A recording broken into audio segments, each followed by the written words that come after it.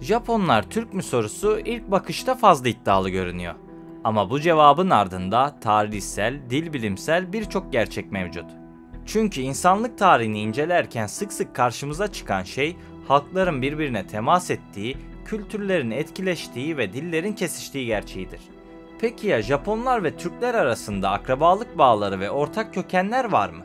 İşte bu sorunun cevabı için Japonya'nın kuzeyinde yaşayan Anyuları tanımamız gerekiyor. Bu insanlar dünyanın en gizemli halklarından birisi konumunda. Ayrıca Japonya adalarına bugünkü Japonlardan çok daha önce geldiler. Dahası bazı araştırmacılar Anyular ve Türkler arasında bazı bağlantıların söz konusu olabileceğini iddia ediyor. Peki ya gerçekten öyle mi?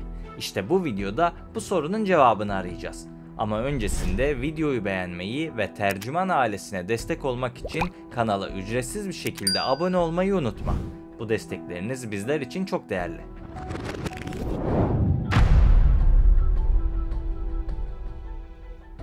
Evvela şunu söylemekte fayda var.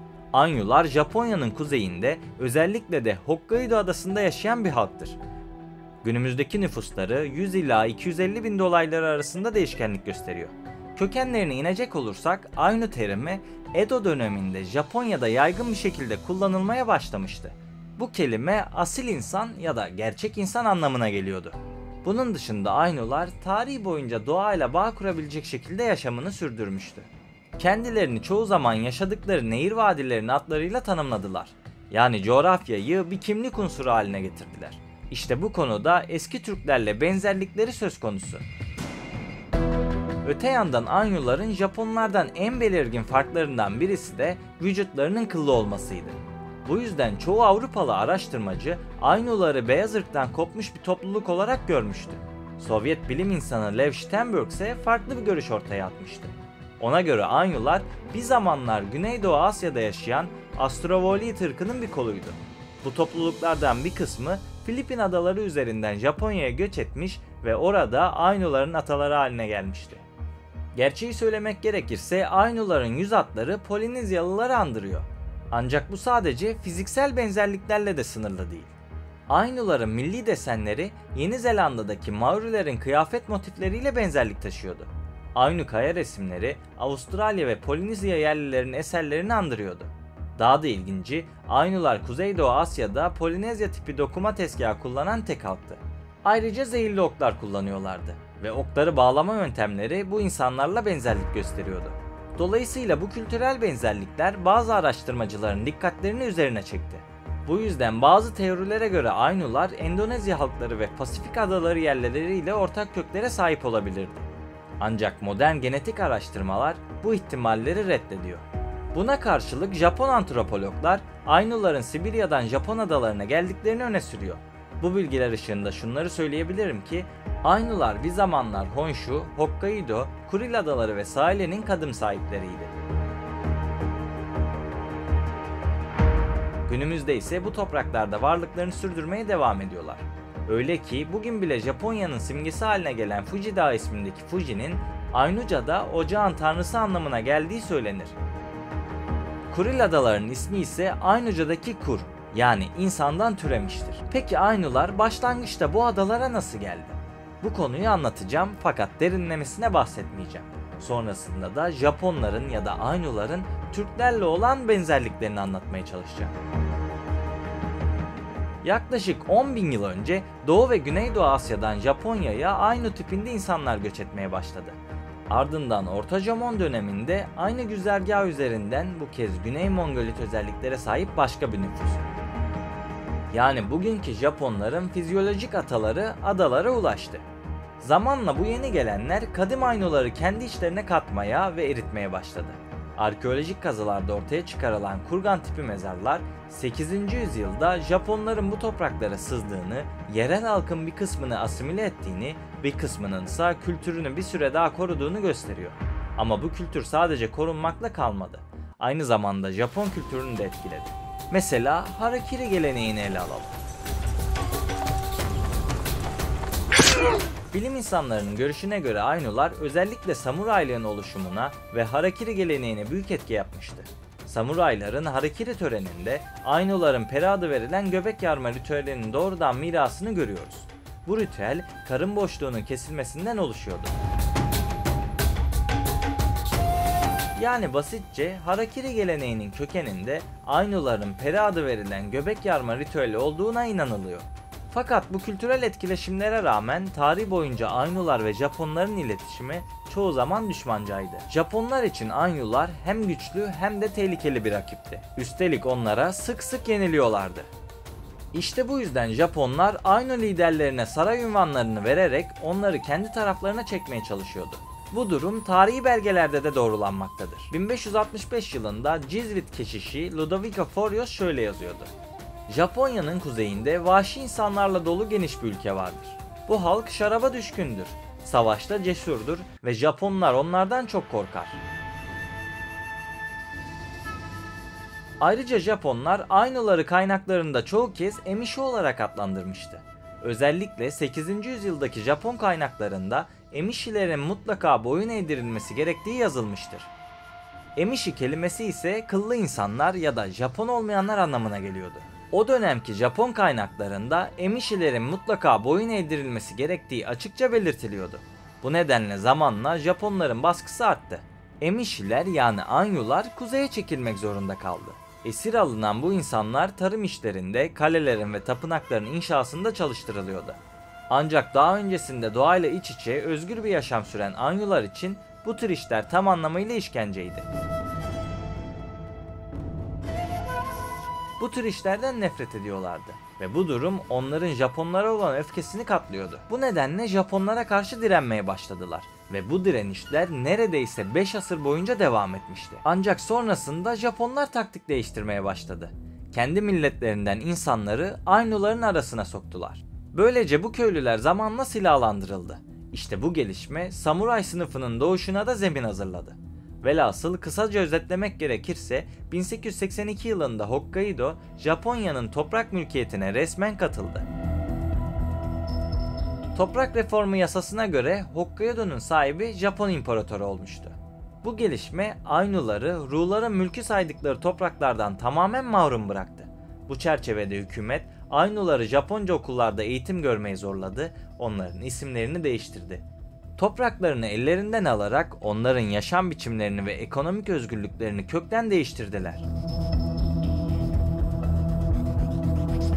1997 yılında ise Japonya'nın yargı sistemi ilk kez Ainuları yerli halk olarak tanıdı.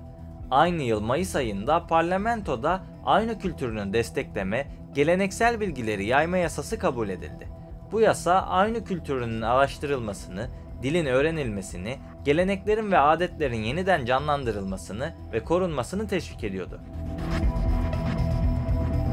Ainuları adaların yerli halkı olarak resmen tanıdı. Bu da Ainuların Japonya genelindeki diğer insanlarla eşit haklara sahip olduğu anlamına geliyordu.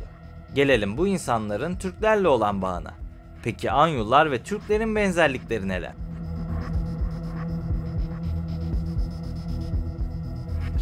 Öncelikle bilim insanları bu durumu anlamak için haplogrup adı verilen genetik işaretlere bakıyor. Bu işaretler kimin hangi ata topluluktan geldiğini gösteriyor. Ainuların genetik yapısına bakıldığında ise onların daha çok D ve C3 haplogruplarına sahip olduğunu görüyoruz. Yani kısaca Türkler ve Ainuların genetik kimliği farklı. Bu da onların doğrudan akraba olmadığını gösteriyor. Ama ortak bazı haplogrupların varlığı çok uzak geçmişte bir noktada bağlantılı olabileceği ihtimalini de akla getiriyor.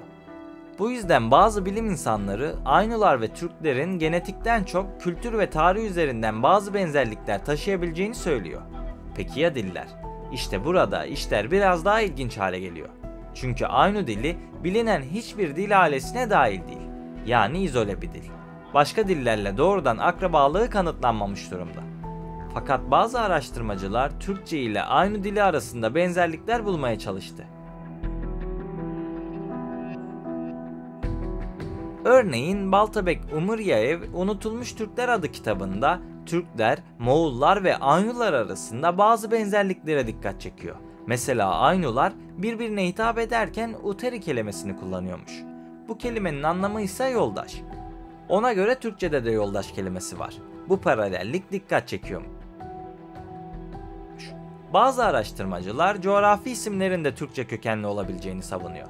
Bana kalırsa bu daha iddialı bir yaklaşım. Yazar ayrıca Hokkaido ve kuzeyindeki topraklarda birçok coğrafi ismin Türkçe kökenli olduğunu savunuyor. Baltabek bunu kanıtlamak için Hokkaido adını örnek gösteriyor. Açıkçası bu örnek benim de dikkatimi çekti. Ona göre bu isim Türkçe kok, hok kökünden türüyor ve gök anlamına geliyor. Öte yandan Hokkaido'da bulunan Kutiyaro Gölü içinde araştırmacı Türkçe bir açıklama getiriyor.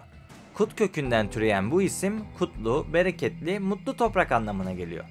Türkçe kökenli olduğu iddia edilen diğer adlar arasında Hokkaido'nun kuzeyindeki topraklar da var. Örneğin Kunaşir, güneşin doğuşu, açılışı anlamına geliyor. Iturup ise köpek havlaması demektir. Muhtemelen adada çok sayıda havlayan köpek olduğu için bu ad verilmiş olabilir. Araştırmacıya göre bu tür örnekler gösteriyor ki dil bilimi atalarının yaşam öyküsünü kalıcı biçimde koruyor. Bu isimler yüzyıllar geçse bile değişmiyor. Öte yandan Ainular ve Türklerin geleneksel benzerliklerinden bir diğeri de şu. Az önce de söylediğim gibi Ainular cesur savaşçılar olarak tanınırdı. Türkler de böyle biliniyor. Gelin bu işi daha da ilginç hale getirelim. Samuray kelimesi Türkçe asamura ifadesinden türemiş olup özel miras anlamına geldiği düşünülüyor. Harakiri ise Türkçedeki kara kiriş kelimesine bağlanır ve kara geçiş ya da acı ölüm anlamına gelir. Bu da harakiri geleneğinin bir zamanlar Türklerde de var olduğu ve muhtemelen onurunu kaybeden savaşçılar tarafından uygulandığını düşündürmektedir. Ancak Türklerde bu gelenek zamanla kaybolmuştur. Çünkü tek tanrılı dinlerle temas intiharı yasaklamıştı. Bir başka dikkat çekici unsur Ainuların başlangıçta yarı göçebe yaşam tarzı sürdürmeleri yönünde. Ancak zamanla yerleşik düzene geçişte bu durum ortadan kalktı. Etnologların aktardığına göre eskiden Ainular tarımla uğraşmazlardı. Geçimlerini avcılık, toplayıcılık ve hayvancılıkla sağlıyorlardı. Bu da onların yaşadığı coğrafyaya pek uygun olmayan yarı göçebe yaşam biçiminin Türklerle benzerliğini gösteren başka bir kanıttı. Kısacası Ainular ile Türk halkları arasındaki benzerlikler konusunu toparlayacak olursak, bunların büyük ölçüde Sibirya ve Kuzey Asya'daki birçok halk için ortak bir atanın varlığı teorisiyle bağlantılı olduğunu söyleyebiliriz.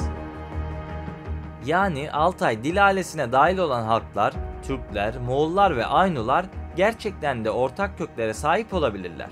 Bu da bize bir kez daha şu düşünceyi hatırlatıyor. Tüm insanlar kardeştir. Özellikle de kökenlerini incelediğimizde bu söz çok daha sağlam bir temele oturuyor. Ainular ile Türkler arasındaki olası bağlantıları inceledikten sonra konuyu bir de doğrudan Japonlar üzerinden ele almak gerekiyor. Çünkü Japonlar Türk mü sorusuna sadece Ainular üzerinden bakmak eksik olur. Türkçe ve Japonca yapısal bakımdan gerçekten dikkat çekici paralellikler gösteriyor. Her ikisi de eklemeli diller. Yani kelimelere ekler getirilerek yeni anlamlar kazandırılıyor. Cümle dizilişi aynı. Özne, nesne ve fiil. Edatlar cümlenin sonunda yer alıyor. Bu yapısal benzerlikler uzun süre dil bilimcilerin dikkatini çekmişti. 20. yüzyılın ortalarına kadar pek çok bilim insanı, örneğin Ramstedt, Popp ve Menges, Altay dil ailesi teorisini savundu. Bu teoriye göre Türkçe, Moğolca, Korece ve Japonca ortak bir ana Altayca dilinden türemiş olmalıydı. Bu nedenle Türkçe ile Japonca akraba dil midir sorusu yıllarca gündemde kaldı. Ancak modern dil bilimi bu teoriyi büyük ölçüde reddediyor. Çünkü bu benzerliklerin genetik akrabalıktan çok tipikolojik benzerlikler olduğunu gösterdi. Yani diller benzer şekilde işliyor olabilir ama bu aynı kökten geldikleri anlamına gelmiyor. Peki işin biyolojik kısmında durum nasıl? Modern genetik araştırmalar Anadolu Türklerinin genetik profilinin büyük ölçüde Orta Doğu, Kafkasya ve Avrupa halklarına benzediğini ortaya koydu. Orta Asya kökenli gen katkısı ise sanılandan çok daha az sınırlı kaldı. Hatta bir araştırmada Anadolu Türkleri ile Moğol popülasyonlarının genetik mesafesi bile ölçüldü. Sonuçsa şaşırtıcıydı. Türkler ve Moğollar arasındaki genetik mesafe Almanlar ve Moğollar arasındaki mesafeye yakın çıktı. Yani dilsel benzerlikler doğrudan genetik bir akrabalıkla örtüşmüyordu. Tüm bu bilgilerin ışığındaysa şu sonuca varabiliriz. Japonlar ile Türkler arasında son birkaç bin yıl içerisinde doğrudan etnik veya dilsel akrabalık bulunmuyor. Genetik açıdan ayrı kökenlere sahipler. Dilsel benzerlikler ise daha çok yapısal tesadüflerden kaynaklanıyor. Kültürel benzerlikler ve temaslar coğrafi yakınlaşma ve karşılıklı etkileşimlerle açıklanabilir. Yine de Ainuların hikayesi bize çok önemli bir şey hatırlatıyor. İnsanlık tarihi boyunca halklar sürekli birbirleriyle temas etti. Kültürler karıştı, diller birbirinden etkilendi. Bu yüzden bazen uzak akrabalık izlerini bulmak mümkün.